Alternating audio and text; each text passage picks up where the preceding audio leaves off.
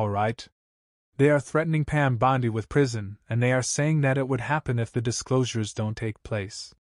So let me step back and explain what's going on here. This is not activists yelling on Twitter. This is not online outrage.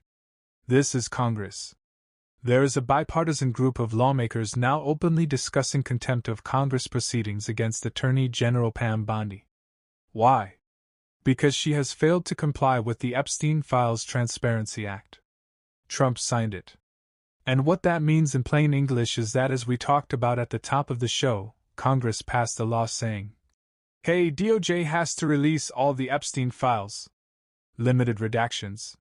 Bondi's DOJ ignored the spirit of the law, and they seem to have violated the letter of the law because hundreds of pages were heavily redacted. Entire documents were blacked out. At least 16 files were posted then removed. Some reinstated, some not. These aren't paperwork delays. This is deliberate noncompliance.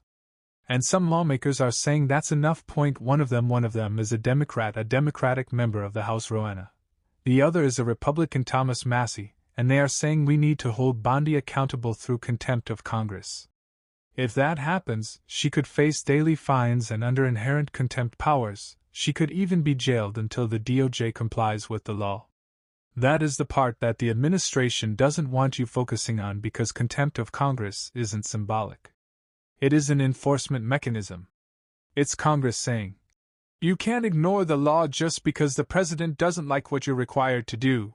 And notice how quickly the White House shifted into deflection mode. Bondi's approval rating has collapsed. It is down 47 points in under a year. And that is precisely as the Epstein fiasco has exploded. Legal experts are describing her as a political tool of Trump, not an independent attorney general, obviously. And instead of explaining why the files vanished or why did the redactions exceed what the law allows, their response has been, bring it on if you want to go after Pam Bondi. That is an extraordinary arrogance that I hope backfires in her face.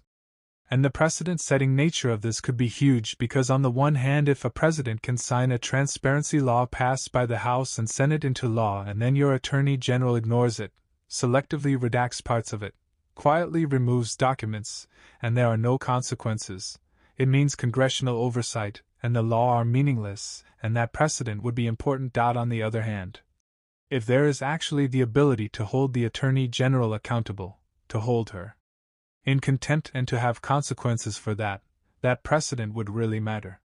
So, a lot of this is about Epstein, and it's about the files, it's about the victims, it's about the perpetrators. That's like the primary thing. This is a second layer, could be a higher or lower layer depending on how you sort of conceive of it, that is not directly about Epstein. It's just like, is the executive branch above the law? And I hate to say it, in a lot of ways, Donald Trump's executive branch has been above the law. They have operated as such, and they have gotten away with a lot of it. And so, you've got a couple of lawmakers, a Democrat, a Republican, saying you've got to comply or you've got to face consequences. And those consequences may include jail. Boy, would I love to see that. If appropriate, right? We don't just lock people up for no reason. It would be if indeed Pam Bondi is involved in contempt of Congress. I would love to see accountability there. Now, on the bonus show today, we are going to talk about the humiliatingly short-lived gubernatorial candidacy of Elise Stefanik, who has not only said, "All right, I'm not even running for governor anymore," she said, "I'm also not going to be running for re-election in the House of Representatives." And it has to do with Trump abandoning her. Republican Mitt Romney calls for higher taxes on the wealthy. And we will talk about why Denmark is very upset with Donald Trump. Thanks for watching. If you're new on Official News, my YouTube channel, like my video and subscribe my YouTube channel for more news updates.